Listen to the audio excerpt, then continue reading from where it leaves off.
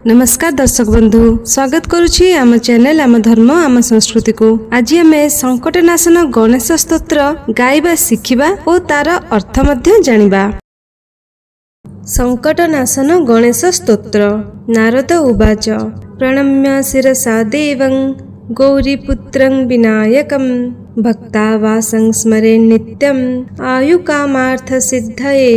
अर्थात नारद कहिले पार्वती पुत्र विनायक देवंकु शिरनत करी प्रणाम करुछि, जे कि भक्तंक हृदय रे वास करंती ओ नित्य स्मरण कले आयु कामना और अर्थर सिद्धि प्रदान करिथांती। प्रथमं वक्रतुंडं च एकदन्तं द्वितीयकं तृतीयं कृष्णपिंगाख्यं गजवक्त्रं चतुर्थकं। अर्थात प्रथम नाम वक्रतुंड, अर्थात जहांकर तुंड बा पाटी बंका। द्वितीय नाम एकदंत, अर्थात जहांकर गोटिए दांत। तृतीय नाम कृष्णपिंगाक्ष, अर्थात जहांकर आखि कला हलदिया रंगर। चतुर्थ नाम गजवक्त्र, अर्थात जहांकर मुह हाथी परी। लंबोदरं पंचमं च षष्ठं विकटमेव च सप्तमं विघ्नराजं च धूम्रवर्णं तथाष्टमम्।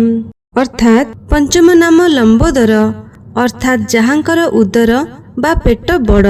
षष्ठ नाम विकट, अर्थात विकराल। सप्तम नाम विघ्नराज, अर्थात जे विघ्न मानकर राजा बा शासक। आउ अष्टम नामटी हेउछि धूम्रवर्ण, अर्थात जहांकर वर्ण धुआं परी धूसर अटे।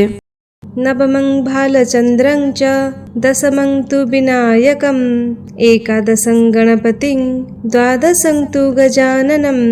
अर्थात नवम नाम भालचंद्र, अर्थात जहांकर ललाटरे चंद्रमा शोभा पाए। दशम नाम विनायक, अर्थात प्रमुख नायक बा नेता। एकादश नाम गणपति, अर्थात जे समस्त गणमानंकर स्वामी।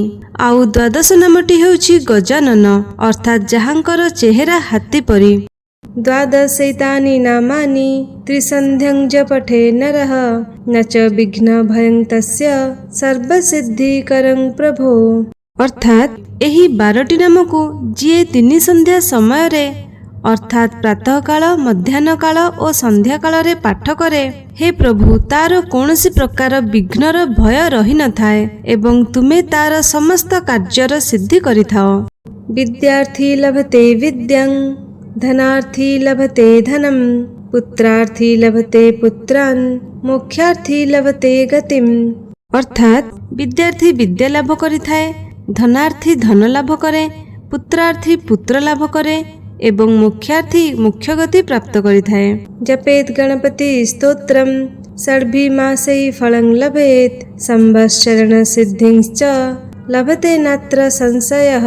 अर्थात जिए एही गणपति स्तोत्र को पाठ करिथाए से 6 मासरे तार इच्छित फल प्राप्त करिथाए तथा 1 वर्ष मध्यरे पूर्ण सिद्धि को प्राप्ति करिथाए। एथिरे कौनसी संशय नाही। अष्टभ्यो ब्राह्मणेभ्यश्च लिखित्वा च समर्पयेत् तस्य विद्या भवेत् सर्वा गणेशस्य प्रसादतः।